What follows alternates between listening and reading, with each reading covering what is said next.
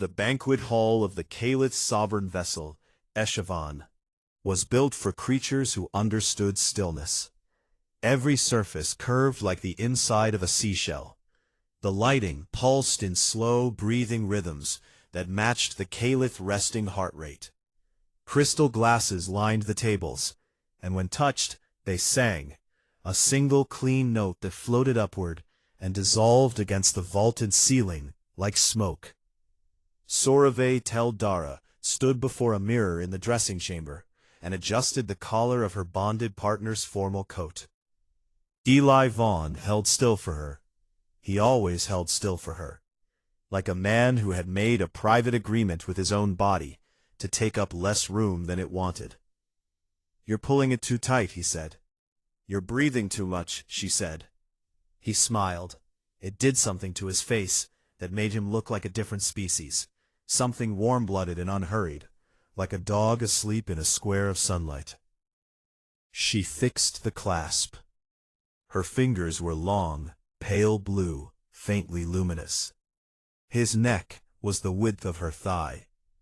The doors opened. 300 delegates from 11 elder civilizations turned to look at the human. Sci-Fi felt every single gaze land on Eli's shoulders like small, precise weights.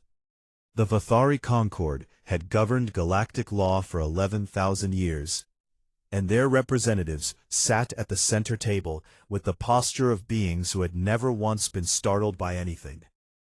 They were startled now. They hid it the way old, powerful things always hide fear, behind protocol. "Bonded partner Vaughn," announced the herald, "of the Caliph Diplomatic House Teldara." Eli nodded. He didn't bow. Humans didn't bow in Caliph custom. Sci-Fi had coached him on this. But the way he carried his head, low and easy, read as something else to the room. The awareness of a large animal choosing to walk slowly through a space full of glass. They moved to the table. Sci-Fi's bioluminescence held steady at a warm amber, her public color, the one she wore like diplomatic armor. Calm, measured, pleased. None of it was a lie, exactly.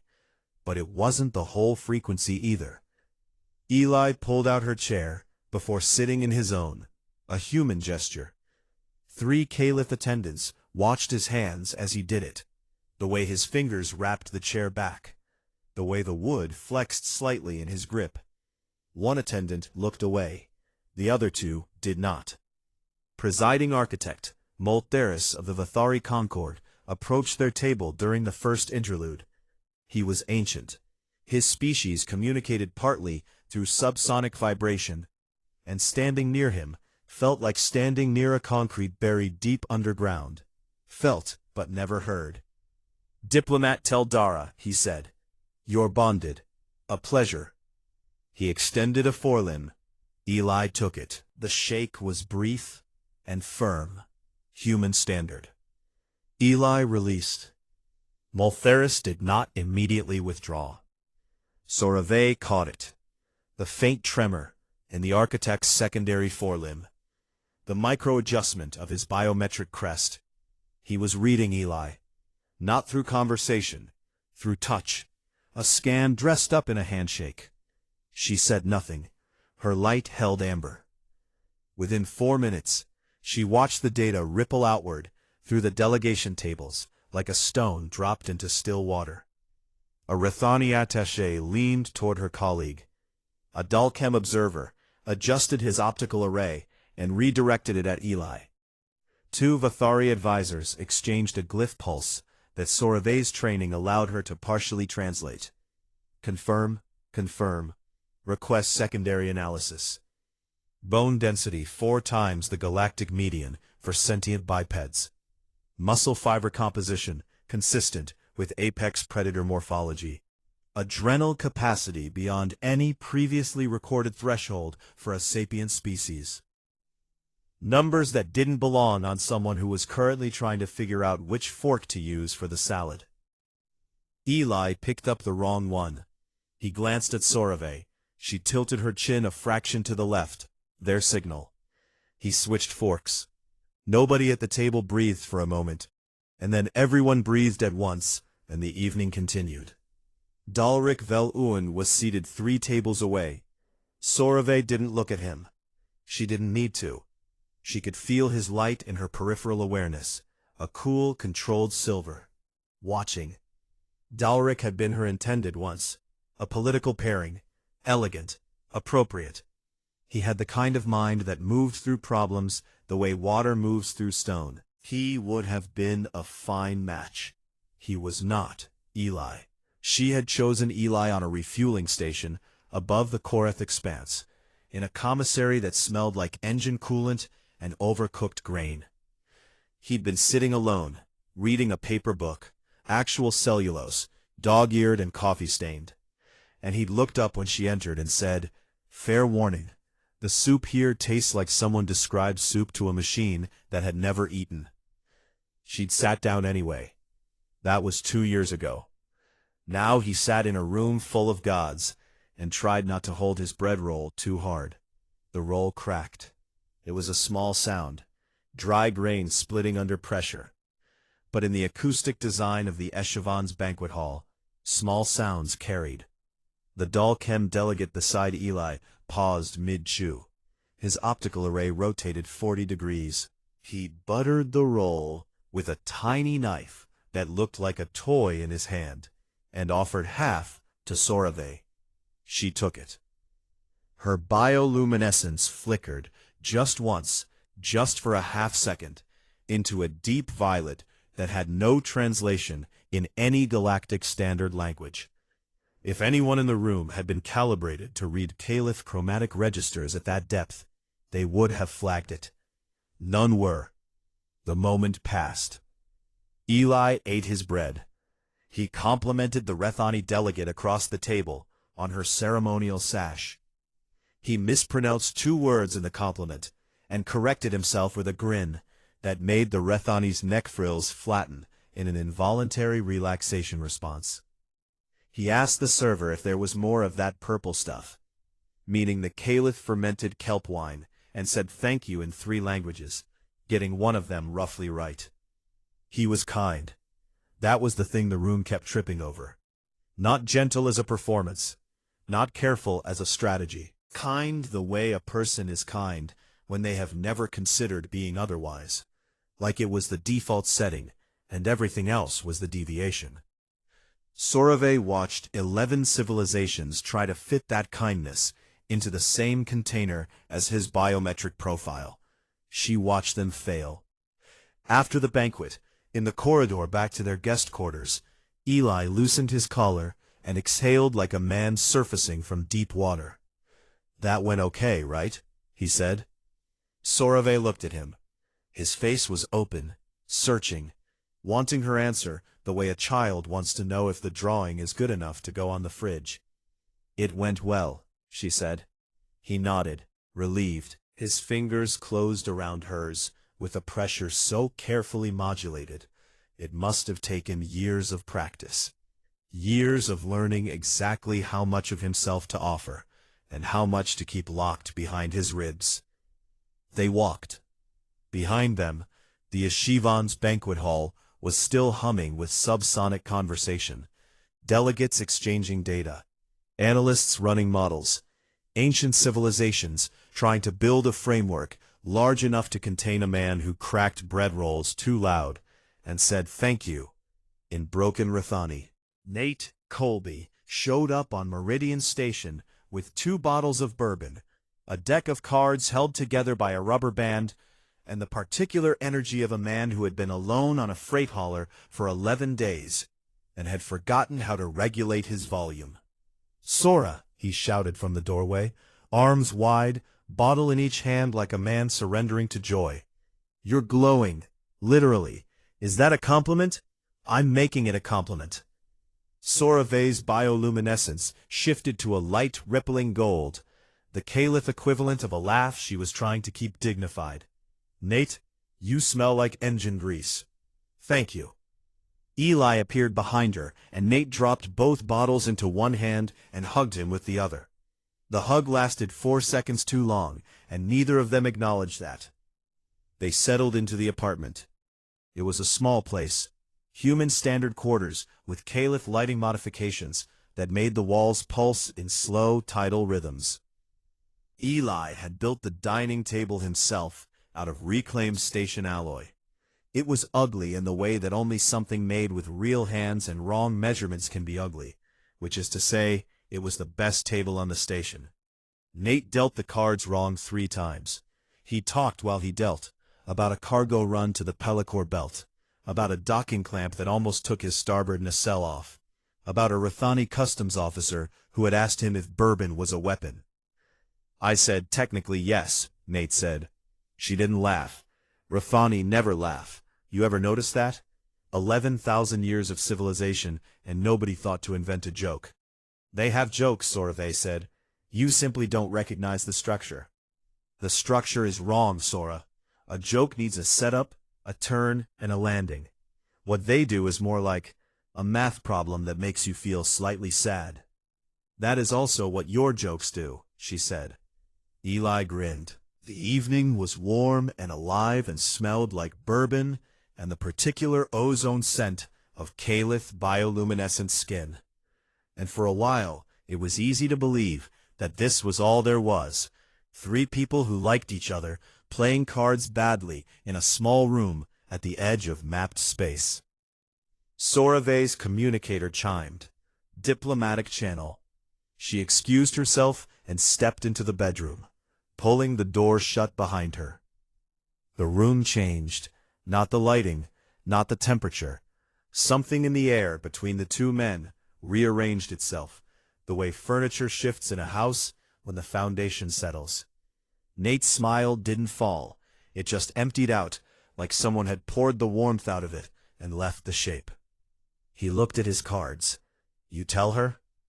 Eli dealt another hand. The cards landed on the ugly table in small, precise sounds. Tap, tap, tap. Eli. She knows I was Salvage Corps. She knows about the engagement at Orith. She knows you were there. Does she know what you did? Tap, tap. There's a difference, Nate said, between knowing your husband served in a conflict and knowing, I know the difference. Nate picked up his cards. He didn't look at them. The Concord is going to pull that file. Wyatt can sit on it for a while, but these people have been running the galaxy since before humans figured out bronze. They'll get it. I know. And when they get it, Sora's going to see it too. Not from you. From whatever 11,000-year-old filing clerk decides to make it public. Eli set his cards down. His hands were flat on the table. They were large hands, scarred across the knuckles in patterns that didn't come from salvage work. He looked at them the way a man looks at tools he isn't sure he trusts anymore. What do you want me to say, Nate? Nate's mouth opened, closed. He took a drink, then another. I want you to say you've got a plan for when she watches the footage of you holding B Corridor for 4 hours against a full Vrech assault swarm by yourself, while the rest of us were trying to keep 16 civilians from bleeding out behind you. The words landed in the small room and sat there like something heavy placed on a table that wasn't built to hold it. Eli said nothing. Because I've watched that footage, brother. Wyatt made me watch it during debriefing. And I've seen a lot of things out here. I've seen ships break apart. I've seen decompression take people in front of me. I've seen all the ways the universe reminds you it doesn't care. But I have never in my life seen anything like what you did in that corridor. Nate, the sounds the hull made, the sounds you made, you should have dropped at the 40-minute mark. Any human, any being in any database should have collapsed. And you kept. His voice cracked. He covered it with a laugh, the kind that has no humor in it. 4 hours, Eli. What even are you? I'm a guy who builds bad tables and loses at cards. You're the reason 16 people are alive, including 3 kids, and also the reason the Vrek reclassified humans from minor territorial species to extinction-level threat in their strategic database. Silence. Nate poured another drink. His hands were shaking slightly. He held the glass with both hands to steady it. The way a person holds something when they need to hold anything at all. She should hear it from you, he said. Not from a file, not from a tribunal. From you, in this kitchen, at this stupid table. Eli looked at the table. He had built it from salvage alloy, the same grade they used for hull reinforcement on deep space vessels. He had cut the pieces himself, bent them by hand where the station's welding tools couldn't reach. The legs were slightly uneven. Sorovey had put a folded napkin under one corner and never mentioned it. I don't know how to tell her, he said, without it becoming the only thing she sees. Nate stared at him. You think she doesn't already see it? The bedroom door opened. Sorovey stepped back into the kitchen. Her light was steady, diplomatic amber, smooth and controlled. But her eyes moved between the two men with the precision of someone who could read the shape of a conversation from its silence. She looked at Nate's hands around the glass. She looked at Eli's hands flat on the table. She looked at the space between them, where something had been said and not finished. She didn't ask. She sat down. She picked up her cards. She rearranged them with her long blue fingers and said, Nate, you have been dealing from the bottom of the deck for the last 3 hands. Slander. Your left wrist rotates 11 degrees when you cheat. It is not subtle. It's a little subtle. It is not. Eli looked at her. Something behind his ribs loosened a fraction. Not all the way, not even close, but enough that he could breathe without the air tasting like corridor metal. He picked up his cards. They played 3 more hands. Nate lost all of them, even the ones where he cheated. Sorovey won with the calm precision of someone who had spent her career reading alien body language for a living and found human poker faces charmingly transparent. Eli came in second every round, not because he was bad at cards, but because he kept watching Sorovey's light shift colors when she bluffed, a faint rose-gold bloom along her jaw that she probably didn't know she was doing. He didn't tell her she was doing it. Some things you keep to yourself, not because they're secrets. Because they're the small, private proof that someone is real and alive and sitting close enough to touch. And that the universe, for all its corridors and swarms and sounds that hulls make when they're failing, sometimes puts you in a kitchen with a bad table and good cards, and a woman whose skin literally glows when she's happy. Nate left at midnight. He hugged Eli in the doorway again, too long again, and whispered something that Sorovey's Caliph hearing caught, but her translation matrix couldn't parse. It was, tell her, man, she can take it. The door closed. Eli turned off the lights. Sorovey's glow was the only illumination left. Soft, deep gold, like the last coals of a fire that has been burning all night. She took his hand in the dark. The tribunal chamber aboard the Vathari flagship, Eternal Consideration, was shaped like the inside of a throat. The walls narrowed as they rose, tunneling sound upward into a vaulted dome where acoustic dampeners caught every word and held it, preserved it, the way the Concord preserved everything, every law, every precedent, every grudge, dressed in the language of governance. Sorovey stood at the respondent's platform. Her light held a steady, cool white. Public mode. Armor mode. The frequency she wore when she intended to be precise and wanted everyone to know it.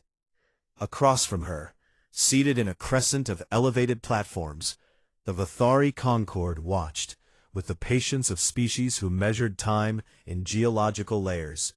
Presiding architect, Mol Theris, occupied the center seat. His subsonic hum was pitched low enough to vibrate the floor beneath Sorovey's feet. The matter before this body, Mol Theris began, concerns the application of the doctrine of existential disparity to the bonded union of diplomat Teldara and the human designated Eli Vaughn. Designated, not named, designated like a coordinates or a hazard classification. Sorovey let the word pass. She would address it later, surgically, when the timing would cause maximum damage. The doctrine of existential disparity was old law, older than most of the species invoking it. It had been written during the Vorik expansion, when the Concord needed a legal framework to prevent apex predator species from forming political alliances through interspecies bonding. The doctrine argued that when one partner in a bonded union exceeded biological thresholds that classified them as a potential existential threat, the union itself became a security concern. It had been used 4 times in 11,000 years. Twice against the Rithani, once against the Dalkem, once against a species that no longer existed, which said something about the doctrine's track record that Sorave intended to make very clear. She spoke for 11 minutes. She dismantled the doctrine's historical precedent the way a surgeon removes a tumor, with small, deliberate cuts that left the surrounding tissue intact, but the growth exposed and dying. She cited the Rithani cases, both overturned within a century. She cited the Dalkem case, overturned and formally apologized for. She cited the 4th case, the species that no longer existed, and let the silence after their name do the work she was too professional to do with her voice. The gallery was quiet. Several Concord delegates adjusted their postures in ways that their species used to signal discomfort. Malferris's subsonic hum dropped another octave. Then Dalrik Vel Un rose to speak. He was tall even for a Caliph, 7.5 feet of silver-blue light and perfect posture. His luminescence was controlled to a degree that even Soravai found impressive, and she had trained for decades. Every color he emitted was chosen. Every flicker was rhetoric. He did not speak as a legal representative. He spoke as a cultural witness, a Kalit citizen, offering testimony on the nature of the bond in question. "I have known Diplomat Teldara for most of my life," he said. His voice was measured, each word placed like a stone in a garden path. "She is among the finest minds our civilization has produced. Her curiosity is vast. Her capacity for analysis is without peer." He paused. The pause was elegant, practiced. "It is precisely this curiosity," he said, "that I believe led her to the human." He used the word Thelvaris. It detonated in the chamber like a quiet bomb. Sorave's light went cold, not dim, cold. The chromatic difference was subtle to non-Calith eyes, but every member of her species in the gallery felt it. Thelvaris meant a fascination that consumed the one fascinated. A fire that was mistaken for warmth until it had already taken the house. Dalrik was not calling her foolish. He was calling her burned. Eli sat in the gallery beside Admiral Corinne Wyatt. He understood Sorave's reaction. The way her shoulders set, the way her fingers pressed flat against the platform, the way her light went to a color he had never seen in their kitchen or their bed or their life. Wyatt leaned toward him. "Don't move," she murmured. "Don't react. They're watching you." He didn't move. Dalrik finished his testimony. It was compassionate and devastating, and it painted Eli as a storm that Sorave had walked into with her eyes open, not out of love, but out of a brilliance that had mistaken danger for discovery. Then Moltheris called for the demonstration. He didn't use that word, of course. He called it a calibration assessment, a standard biometric evaluation to establish baseline parameters for the tribunal's analysis. Routine, administrative. Sorave would have believed that if she were anyone else. They brought Eli to a sealed arena in the lower decks. The walls were transparent from the outside, opaque from within. The gallery above was full. Every delegation, every aide, every analyst with clearance. In the center of the arena stood a Vathari combat construct. It was 12 feet tall. Its body was biomechanical, grown, not built, with plated armor that shifted and reformed in response to threat assessment. It had been designed to pacify capital ships during the Vorik expansion. There were 6 of them in existence. The Concorde had activated one for this demonstration. Eli looked at it. He looked at the gallery above. He looked at Sorave, who stood at the transparent wall, with her hands flat against the surface, and her light cycling through frequencies he had never seen. He looked back at the construct. "Can I decline?" he asked. The Concorde official beside him, a small, meticulous Vathari functionary, told him that Diplomat Teldara's legal standing in the tribunal was contingent on the completion of the assessment. Eli stopped asking. He rolled his shoulders. He cracked his neck, a human gesture that made the functionary take 2 steps backward. He breathed in. He breathed out. The construct activated. It moved first, fast, faster than anything that size should move, covering the distance between them in a blur of shifting plate and hydraulic muscle. The gallery tensed. Several delegates gripped their rails. Eli sidestepped. Not dramatically, not with flair or fury. He moved the way a man steps around a puddle. Practical, unhurried, efficient. The construct's strike hit the floor where he had been standing and cracked the composite alloy in a web of fracture lines. Eli was already behind it. His hands found a joint, a seam where 2 armor plates met and the biomechanical tissue beneath was exposed. He didn't hit it. He leveraged it, pulled, twisted.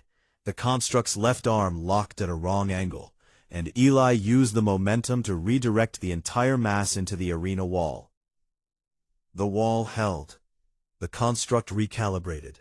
It came again. Eli met it, not with strength against strength, with geometry, angles, pressure points.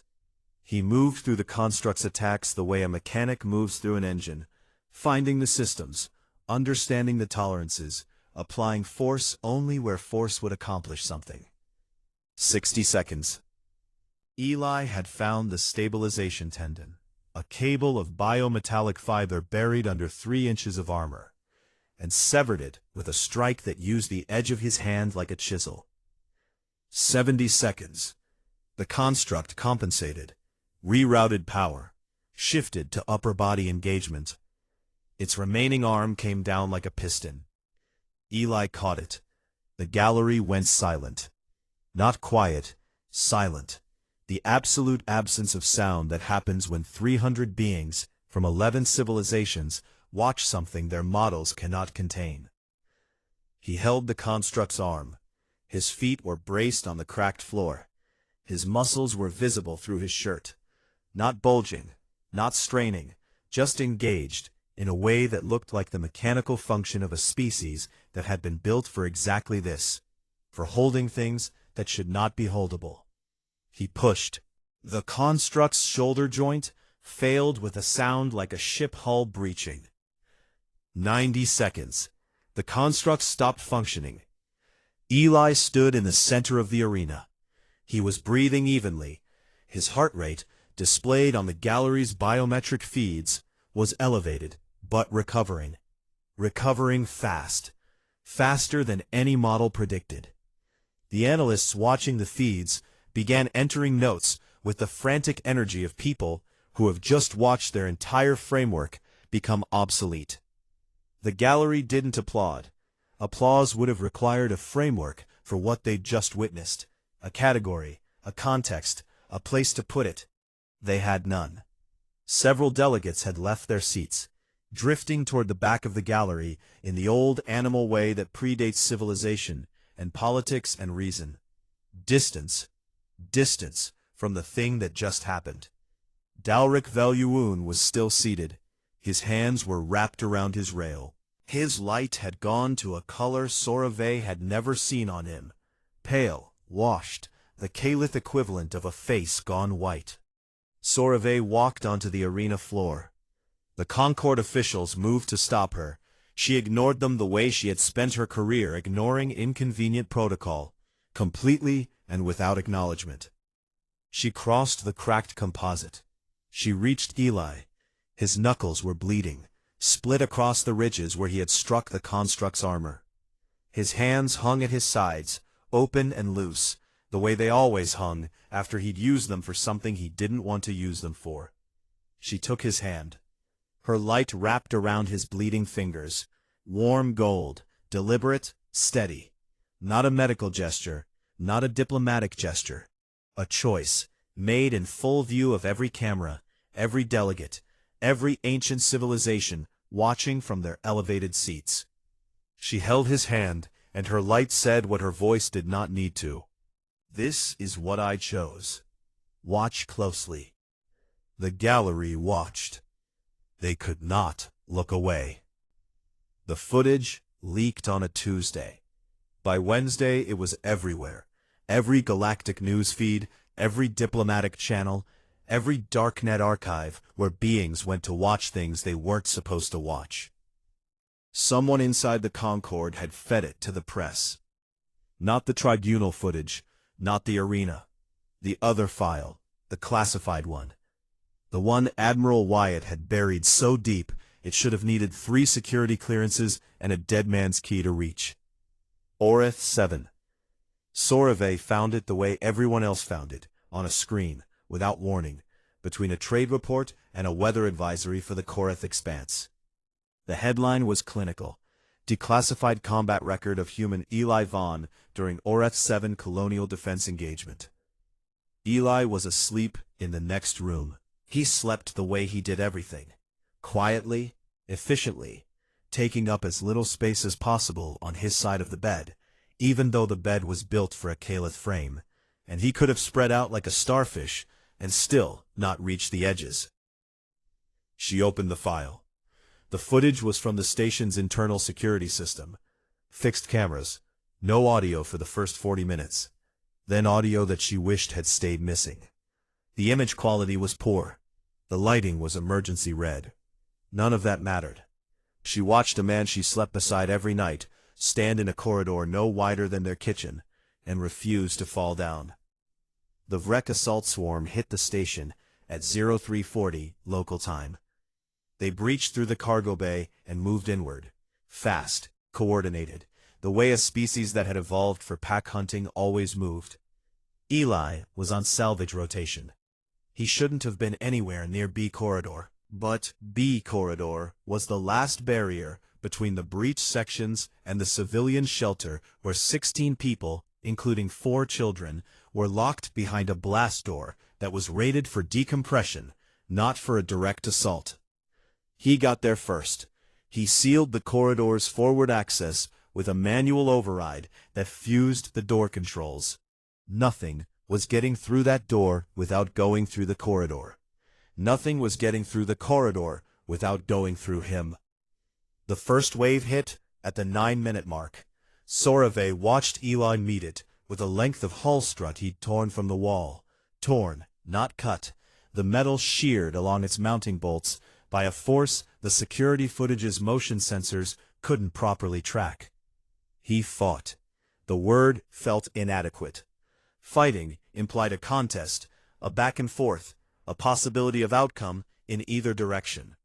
What Eli did in that corridor was something else. Not a defensive position, a physical, geographic line, a place on the floor that he stood on and would not leave. And every Vrek that crossed it stopped being alive. The timestamp ran. 10 minutes, 20, 30. At the 40-minute mark, the station's biometric emergency system, designed to remotely monitor crew vital signs during crisis events, flagged Eli's readings. Heart rate 240 beats per minute. Blood oxygen dropping. Core temperature rising past the threshold for human organ failure.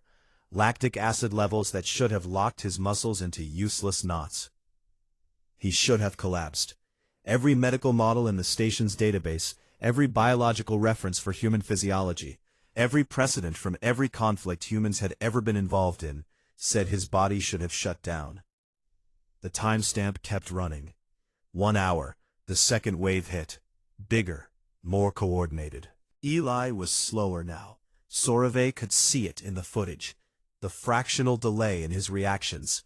The way his left leg dragged slightly. The way his shoulders hunched as something inside him broke and was ignored. 2 hours.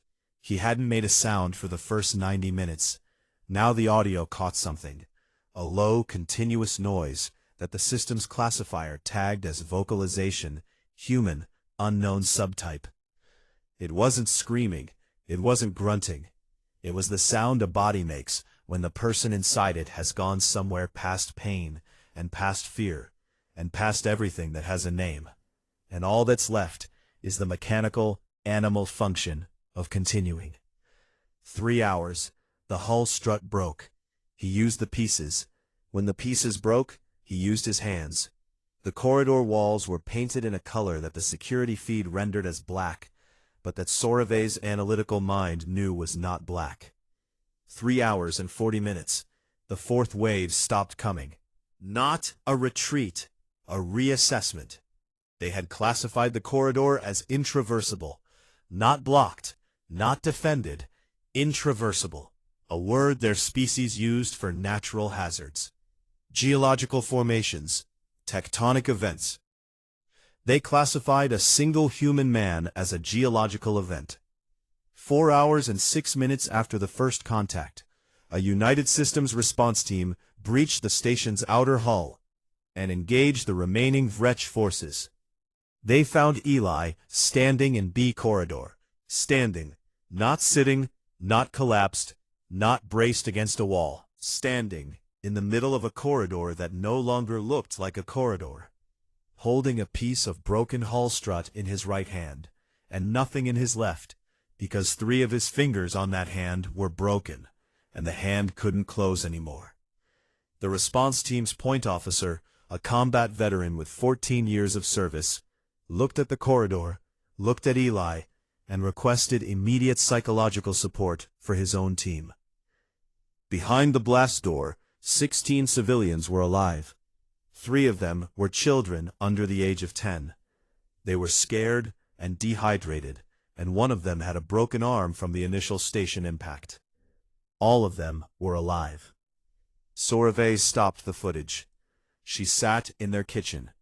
The clock on the wall said 3:14 a.m. station time. The table Eli had built, the ugly one, the one with the folded napkin under the corner leg, held her communicator and a cold cup of Caliph tea she didn't remember making. Her bioluminescence was cycling through frequencies she didn't know she could produce. Deep violet, deeper, past violet into a range that her species' medical texts called sacred terror. A chromatic response so rare it was documented only in historical accounts of Caliph who had witnessed events that exceeded their species' framework for comprehension. Astronomical events, the birth of stars, the death of worlds. She rewound the footage. She found the 40-minute mark, the moment his body should have failed. She watched his legs buckle and then unbuckle. She watched him straighten. She watched him stay. She played it again and again.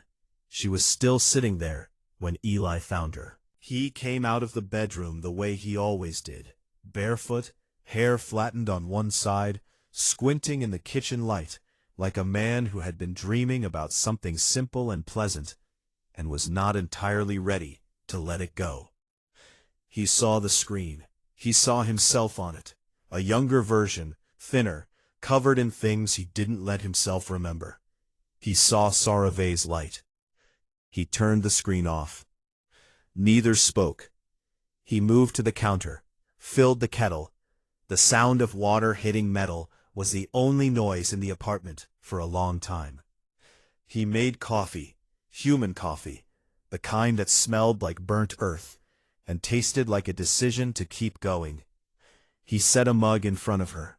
She wrapped both hands around it. Her fingers were shaking from something she didn't have a Caliph word for. Something that lived in the space between awe and grief, and a love so large it felt like a structural failure. They sat in the kitchen until the station's artificial dawn began to warm the walls.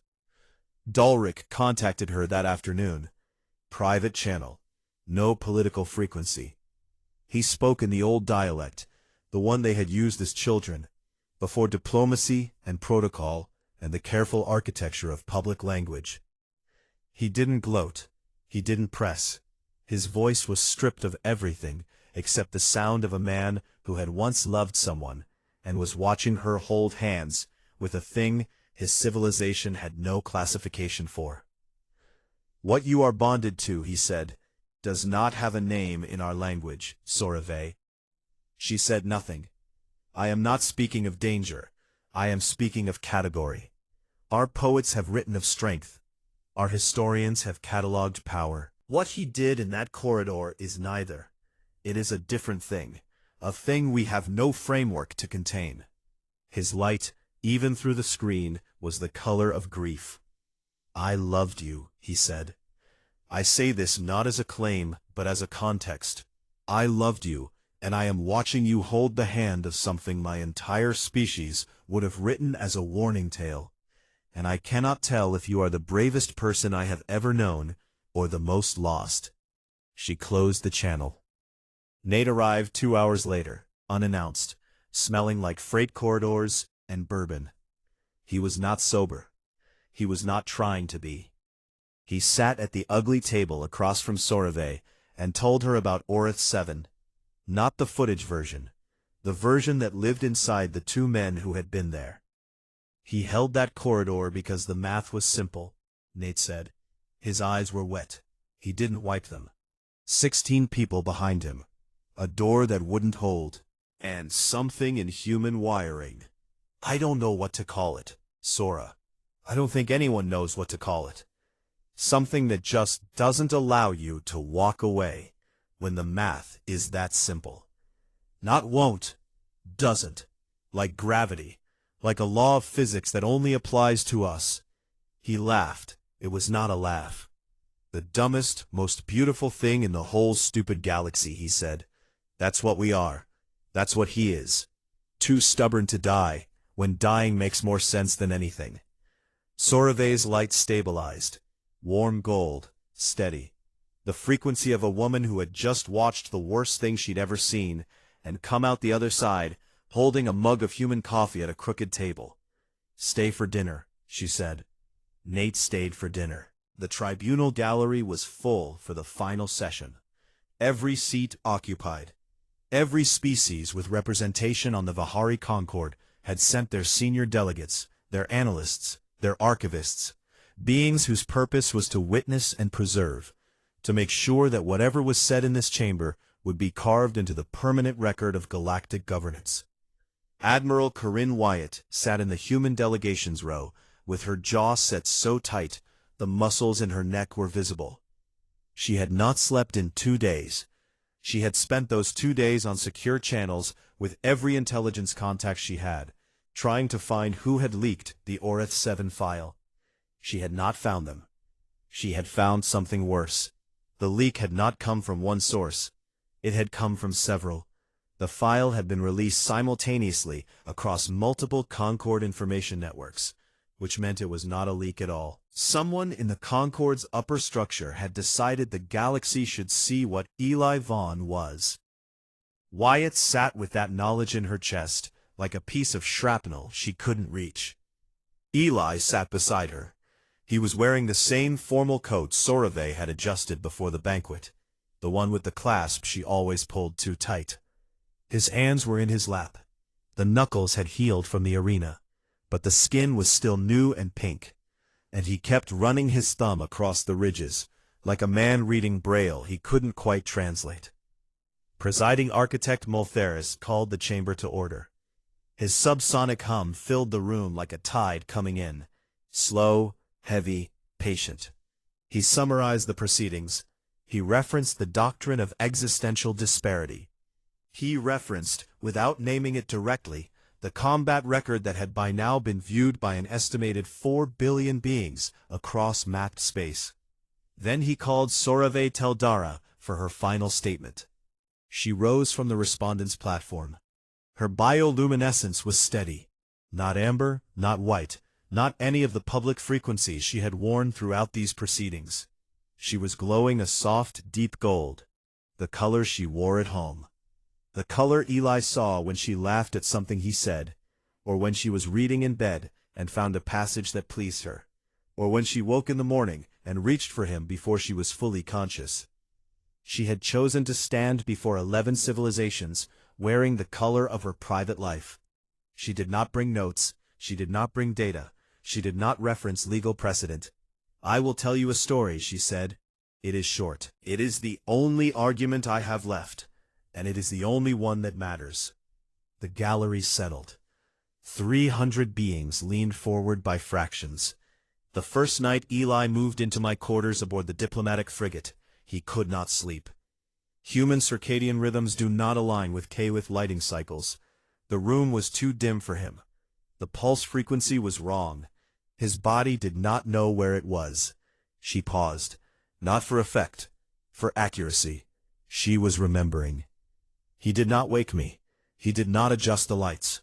He sat on the floor beside the bed, and he read a book. A physical book, paper and ink, imported from Earth at a cost that I later discovered was more than his monthly salvage pay. He sat on the floor in the dark, and turned pages with one hand. Another pause. His other hand rested on the edge of the bed frame, not touching me, near me, close enough that if I reached in my sleep, he would be there. Not the political quiet of calculation, a different quiet, the kind that happens when beings who have lived a long time recognize something older than their institutions. I woke in the deep night. I found him there, on the floor, reading by the light of my skin, because Kalith bioluminescence, even in sleep, emits enough light to read by if you hold the page close enough. She looked at the Concord. She looked at Maltheris. She looked at Dalric, seated in the cultural witness section, his light silver and still.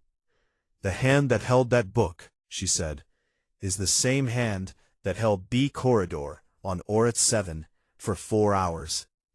The sentence landed in the chamber, and everything on either side of it went silent. You have all seen the footage now. The entire galaxy has seen it. You have watched that hand break a combat construct designed to pacify warships. You have watched it hold a hull strut until the hull strut broke, and then continue holding the air where the hull strut used to be, because the math was simple, and the people behind him were alive, and he was not finished.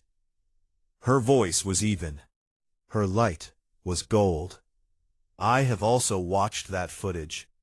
I watched it at 3 in the morning in our kitchen while he slept. I watched the moment his body should have failed, and didn't. I watched him stay. She stepped forward, 1 step, the platform's edge. You look at that hand, and you see a weapon. You see a threat classification. You see a number on a biometric chart that exceeds your models, and frightens your analysts, and keeps your defense strategists awake at night. She lifted her chin. I look at that hand, and I see the page he was on. The quiet deepened. It was a collection of poems by a human named Robert Frost. The spine of the book was cracked at a particular poem, cracked from rereading, from returning to the same page again and again, the way humans return to the things that hold them together. The poem was about a man traveling through snow and woods at night. The man wanted to stop. The woods were dark and deep, and the stopping would have been easy. But he did not stop, because he had promises to keep. The book is still on our nightstand. The spine is still cracked at that page. Eli does not know that I have read it. He does not know that I understand why he returns to it. He does not know that I have spent 2 years watching him make the same choice that man in the poem makes, every day, in every room, in every small and ordinary moment, the choice to not stop, the choice to keep his promises, to be present, to hold the page in one hand, and keep the other hand close enough that if I reach, he will be there. She looked at Moltheris. You asked me to justify my bond. You invoked a doctrine designed to protect the galaxy from existential threats. You brought my partner into an arena and made him break a machine so you could measure the force and call it evidence. Her light shifted, not brighter, not dimmer, different. A frequency that the chamber's translation systems flagged and attempted to render, and could not. The linguistic AI, one of the most advanced in the Concord's inventory, capable of real-time translation across 8,000 known languages, returned a single notation: untranslatable chromatic expression. The notation appeared on every delegate's display. Several of them stared at it. In 11,000 years of Concord proceedings, the translation system had never returned that result. "Do you not fear what he is?" Moltheris asked. The question was quiet, stripped of formality. An old being asking a real question for perhaps the first time in centuries. Sorave answered in the frequency the translators could not name. Then she answered in words. "You are asking the wrong question," she said. "You are asking whether I fear his strength. I do not. His strength is not the remarkable thing." She turned to the gallery, to the 300 delegates and analysts and archivists who had come to witness and preserve. "The remarkable thing is that he chooses, every minute of every day, to be gentle. The strength is the raw material. The gentleness is the craft. You are frightened by the material." She paused. "I married the craft." The chamber held still. Eli, in the gallery, looked at his hands. The new pink skin across his knuckles, the width of his palms, the fingers that had held a corridor and a book and a coffee mug and the edge of a bed frame in the dark. He closed them. He opened them. He didn't look up. He didn't need to. Sorave's light reached him from across the chamber. Warm gold, steady, certain, and it was enough. It was the same light he read by at night. Moltheris called for the vote. The vote took 7 seconds. The result would be logged in Concord archives alongside 11,000 years of legal history. Scholars would study it. Diplomats would cite it. Species that had not yet achieved spaceflight would one day learn about it in their first xenohistory courses. But before the vote, there were 7 seconds of silence. 7 seconds in which 11 ancient civilizations, beings who had mapped galaxies and tamed stars and written laws that governed 1,000 worlds, sat with a feeling that none of their languages had a word for. Not fear, not awe, not admiration. Something else. Something that lived in the space between what a being is capable of and what it chooses to do. Something that humans carried in their bones like a second skeleton, and never thought to name because they had never needed to. It was just there, the way gravity is just there, fundamental and invisible, and holding everything together. The gods could not name it. They voted to let it stay. That night, Eli sat on the floor of their quarters on Meridian Station. The Caliph lighting pulsed in slow, breathing rhythms. He held the book, the same one, the paper copy with the cracked spine and the coffee stain on page 43. He read in the soft gold light of Sorave's sleeping glow, turning pages with one hand. His other hand rested on the edge of the bed frame. Sorave reached down. Her fingers found his shoulder, the curve of muscle and bone that she had learned the geography of over 2 years of nights like this one. His hand came up, careful, deliberate. Every ounce of its impossible force gentled down to a pressure that would not bruise a flower. He covered her hand with his. Her light went warm. The room filled with it, gold and steady, the frequency of a woman who had chosen and been chosen, who had seen the worst thing and the best thing, and understood that they lived in the same pair of hands. The book lay open on his knee, the page he always returned to, the words about woods and snow, and a man who did not stop. He had promises to keep.